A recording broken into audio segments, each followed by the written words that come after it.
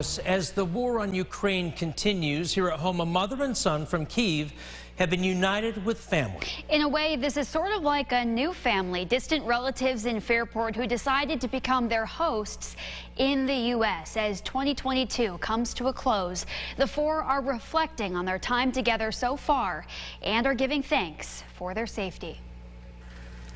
Inna and Matvey Kivrenko fled from Kyiv in February when Russia's war against Ukraine began. It's the morning, February 24, we hear bombs because we live close to airport. We hear bombs, everybody know it's war started. After making their way to Croatia and spending 3 months there so Matvey could attend school, their journey to the U.S. started when they were connected to Walt and Karen Simoni of Fairport.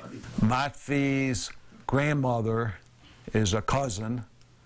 Karen's into genealogy, so she says I got a lot of cousins over in Ukraine. And anyways, when the war started, we knew the terrible predicament that they were in. The strenuous process of paperwork began, and with persistence, the Simonis were able to welcome Inna and Matvey in late August. They would leave behind their husband and father, who was unable to flee Ukraine and placed on standby for the war. Physically, we're safe and very happy that we have this chance and very lucky that everything going good, that we here Matvey can go to school. But other side, we miss our family because we live everything in one night. In a few months, Inna and Matvey have lived here. The Simonis have shown them a true Rochester experience, checking out High Falls and a trip to Seabreeze Amusement Park among the highlights. Matvey is in 2nd grade at Fairport schools and has learned to read and speak English with his classmates. I feel safe. It's wonderful. Every day is a gift. You know, Inna is like a daughter. Walt and I had no children. We had cats. We worked all the time.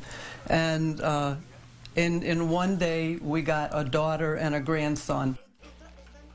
Certainly a special bond there. Inna and Matvey are able to connect with their relatives in Ukraine through social media platforms, and under the Uniting for Ukraine program, they'll be able to stay here in the U.S. for 2 years on what's called humanitarian parole. The Simonis say at that point they'll reevaluate, but are willing to continue their care as long as it takes.